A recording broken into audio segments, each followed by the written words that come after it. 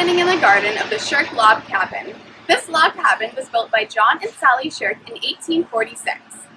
The Sherks had 9 children, making it very important to provide quality and a large quantity of nutritious food to everyone. As you can see, this beautiful garden maintained by our ecotourism student provides a perfect example of what a heritage garden may have looked like in the past.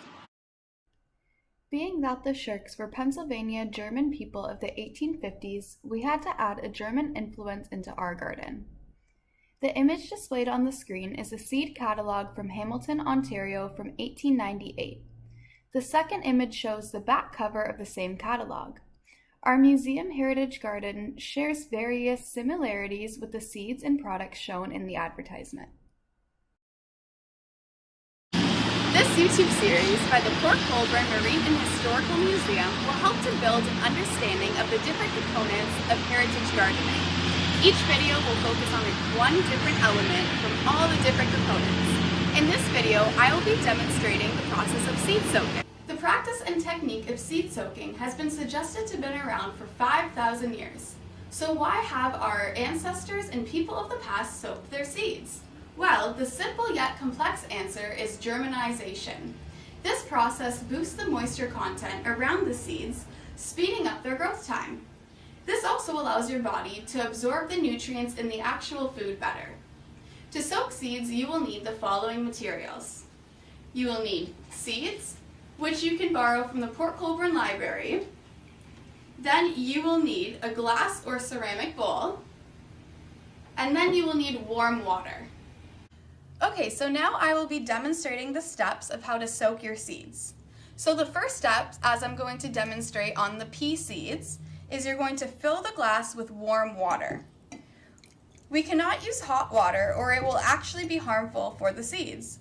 Warm water allows the seeds' outside layers to deteriorate while there is still no damage being done to the seed. So after we pour some water into the cup, we are going to open our package of seeds and pour them in.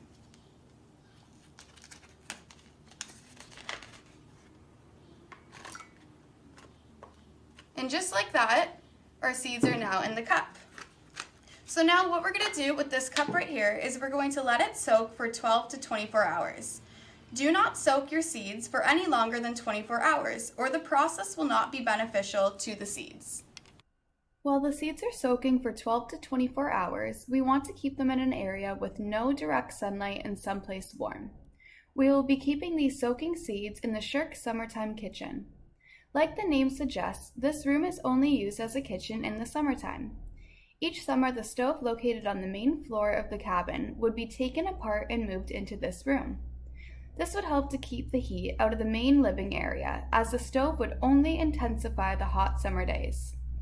Since the stove has been moved to the summer kitchen, it will provide enough warmth for our seeds. After the soaking period is over, we are going to transfer the seeds to a seedling nursery or a biodegradable pot.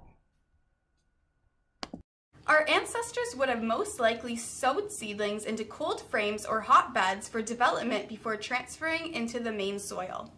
This would consist of manure or compost. As gardening techniques have advanced and developed over the centuries, we will be using seedling starter mix.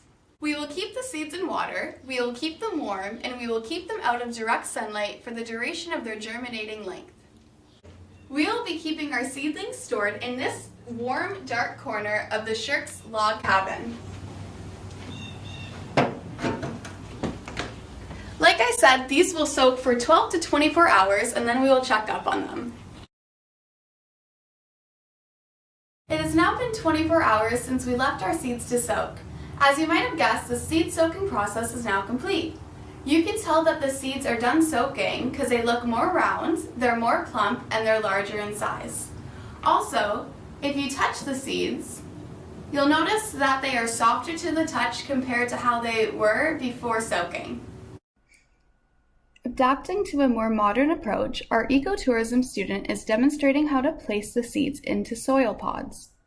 The people of the past would have sowed their seedlings into cold frames or hotbeds. We will be developing ours in these soil pods with seedling starter mix.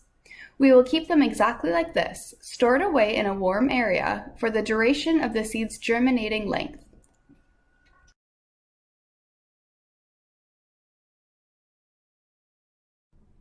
Make sure to continue to check the Port Colborne Museum YouTube page for the continued development of our heritage garden.